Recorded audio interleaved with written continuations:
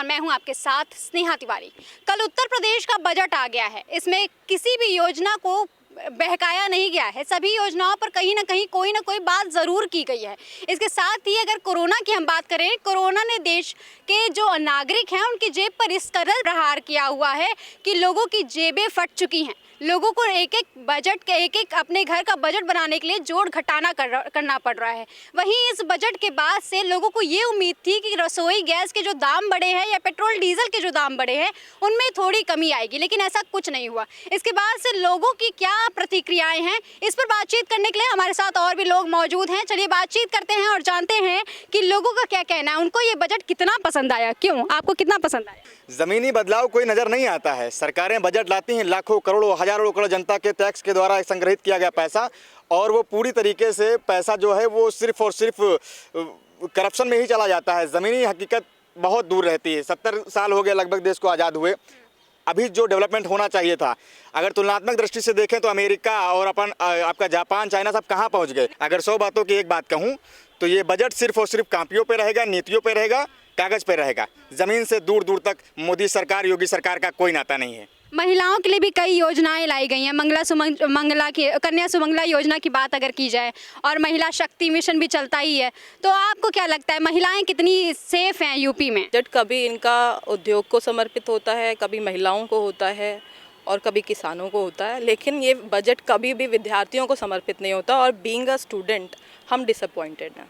तो हम चाहते हैं कि विद्यार्थियों के लिए भी कुछ किया जाए, अगले बजट में विद्यार्थियों से रिलेटेड बातें हों। देखिए, न्यू बजट की बात की जाए तो हालांकि अगर मैं एक नज़रिए में बोलूँ तो नाम बड़े और दर्शन छोटे वाली हालत हो गई हम लोगों की।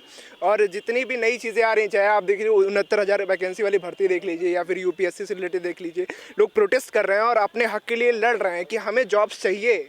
हाँ, और रही बात दूसरा फैक्टर की देखा जाए तो एजुकेशन तो ठीक है, मान लीजिए आप किसी तरीके से उसको ले जा रहे हैं, बट ये है कि हर गवर्नमेंट चीज़ को आप प्राइवेट कर रहे हैं।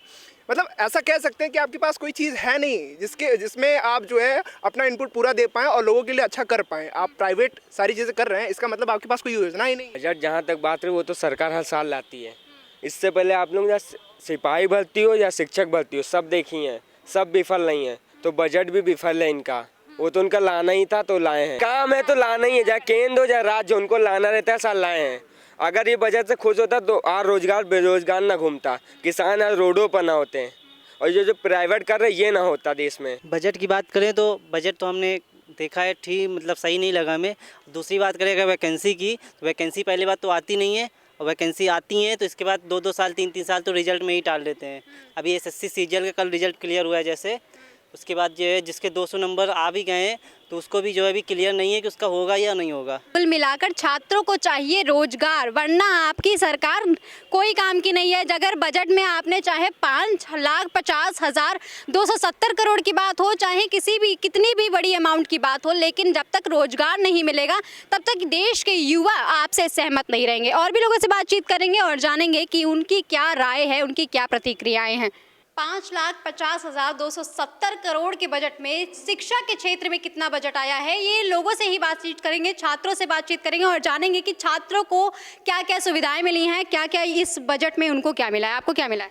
मैम, बजट अभी आया है और हम ये कह सकते हैं कि कुछ ना कुछ एजुकेशन के क्षेत्र में अच्छा खासा मिलेगा, क्योंकि जो ये सरकार है इसने स्पोर्ट्स के फील्ड में भी काफ़ी किया है और एजुकेशन की फील्ड में भी काफ़ी किया है। जैसे कि आप कह सकते हैं एजुकेशन की फील्ड में इन्होंने फ्री जो जैसे एनडीए है, आईएएस है, यूपीएससी, इन सब की जो कोचिंग्स हैं बच्चों को फ्री देने के लिए कहा है। इन्होंने बोला ज़रूर है, पर देखते हैं आगे होता है कि नहीं होता है। रोजगार की बात करें तो समय समय पे कई सारी सरकारी भर्तियां जैसे सचिवालय में हो गई, या फिर हमारे सबऑर्डिनेट जितने भी कोर्ट्स है लोअर डिवीजन में, इनमें उच्च पद को लेकर जैसे कि जज हो गए या फिर आपके एसएससी की जो जॉब्स होती हैं, इनके लिए काफ़ी अच्छा रोज़गार है।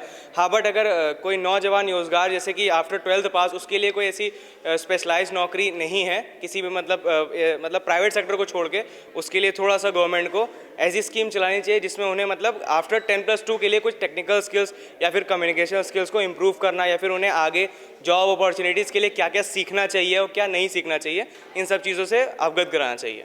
आपको क्या लगता है कितना रोजगार दे रही है योगी सरकार? रोजगार के लिए तो मैं बोलूँगा कि नहीं दे पा रही है। और एक्चुअली दे क्यों नहीं पा रही है, देने का मतलब ये है कि वो उसके पास अब कैपेसिटी भी नहीं है, क्योंकि वो प्राइवेटाइजेशन करे जा रही है। हमारी गवर्नमेंट जो है ऑलमोस्ट उसने रेलवे को भी बेच दिया है, एयरपोर्ट्स बिक रहे हैं, बैंक्स की बातें हो रही हैं, 4 बैंकों के नाम भी आ गए हैं, BOI एंड और भी 2-3 बैंक्स हैं।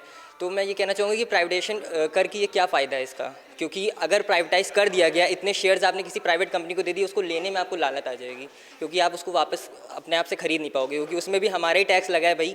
हमारे पैसों से आप वो वापस खरीद रहे हो जो आप बेचोगे, तो उसका क्या मिलेगा आपको, मुझे ये समझ में नहीं आ रहा। शिक्षा के क्षेत्र में जो भी बजट आया उससे आप कितनी सहमत है, क्योंकि आप भी एक छात्रा हैं?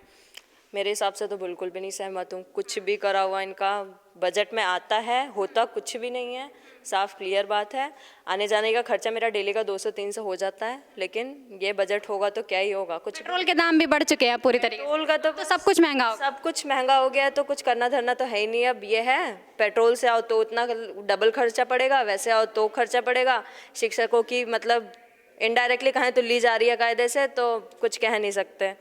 पैसा जा रहा है, एक मिडिल क्लास फैमिली चलो फिर भी देखी जाती है, लेकिन मिडिल क्लास क्या कर लेगा, कुछ भी नहीं। मिडिल क्लास का ये है कि मुश्किल से, जैसे हमारी डेली प्रॉपर क्लासेस हो रही हैं, वे लोग एक हफ्ते में 1 दिन क्लास कर पाएंगे, ये है उन लोगों का। 1 दिन भी मुश्किल से, 2 हफ्ते में 1 दिन आएंगे तो उनकी क्लास होगी, वरना उनकी क्लास नहीं होगी। तो अभी जो बजट आया है उससे क्या जेब में सुधार होगा आम जनता के? मुझे नहीं लगता सुधार, क्या सुधार होगा जब पेट्रोल के प्राइस बढ़ रहे हैं और कहीं कौन सी गैस। वो तो कहा जा रहा है कि देश हित के लिए है, जनता के हित के लिए। कुछ नहीं होगा, देश हित होगा ही नहीं। उत्तर प्रदेश का जो बजट आया है इससे आधे लोग खुश हैं, आधे लोग कहीं ना कहीं नाराज़ हैं। उनके मन में नाराज़गी है कि उन्होंने देश की जनता के बारे में नहीं सोचा, ना ही शिक्षा के बारे में सोचा। अगर हमने जब छात्रों से बातचीत की तो उन्होंने भी यही कहा कि छात्रों की शिक्षा और उन्हें रोजगारी किस तरीके से मिलेगी, इस पर शायद सरकार को सोचना चाहिए था।